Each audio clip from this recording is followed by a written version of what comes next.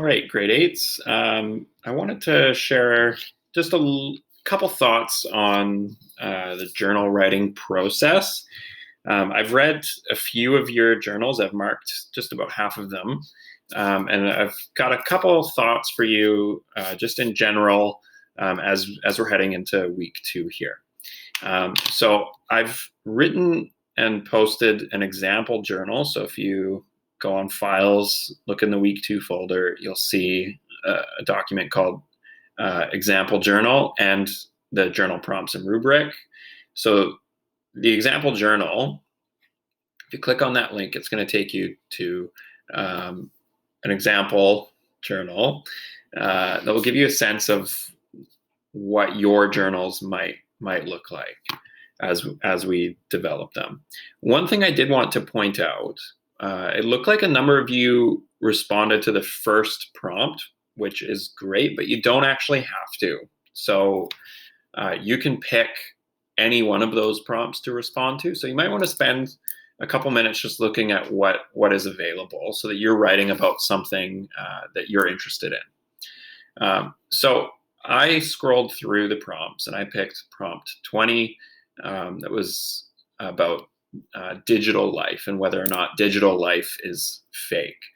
And so I wrote, this is, I think, like 280 words or so, which is within the word limit. And I just wrote down some of my thoughts. So the purpose of a journal is, in a lot of ways, it's to offer an exploration of your own ideas. It's to kind of discover what you think about something. What I would love to see you start to do is try to explore your ideas. And you'll see here that I'm writing in fairly short little paragraphs.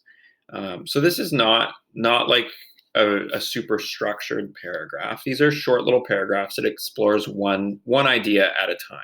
So I start by saying, in many ways, my digital life is an extension of my real life.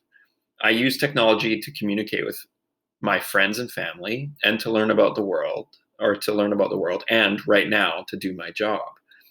Recently, I've wondered what this pandemic would look like without the comfort that technology has brought us.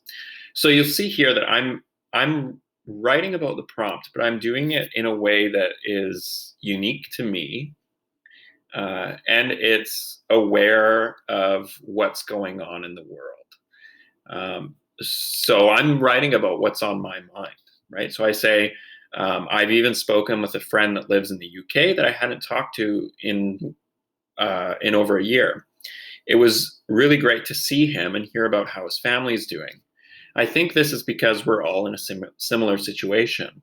In some ways, our physical isolation is bringing us together. That said, I can see some ways in which digital life is fake. And so I go on to explain that. So you'll see here that I'm offering detail. I'm using short little paragraphs for each idea. So I have one paragraph here that's thinking about how current events are impacting the way that I use technology. And then I have one here that considers how maybe the prompt is right in saying digital life is fake. And then I finish here by thinking about whether or not my digital life is fake. So I say here, I don't post a lot on social media accounts about negative things that are happening, like things that make me sad or stressed. There are parts of my life that I want to keep private.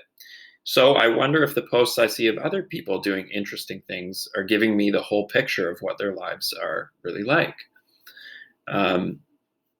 And then I finish by saying, with everything that's happening in the world, it makes me think that maybe I should try to spend less time on my phone and more time with the people I care about. And I added a picture here that I thought kind of went along with that. So hopefully this gives you a sense of what a well-developed journal response can look like. I think a lot of you are right there and are doing great. So yeah, just let me know if you have any questions about that.